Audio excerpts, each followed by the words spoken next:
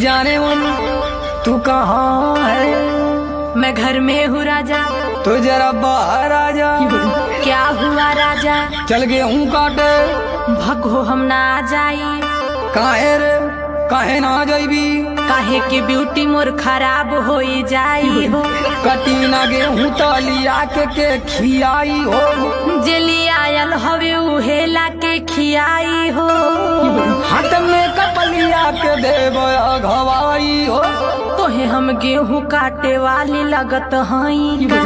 तक कतही कमा हरानी जी तू हई का? लेके दहेज आइल बानी नई हरे से। हाथ लतियाई के भगाई देहब घर से। देख कुछ हो कला हमसे न होई कटिया हो। टका दिन भर बैठ के तोड़बू घर में खटिया हो।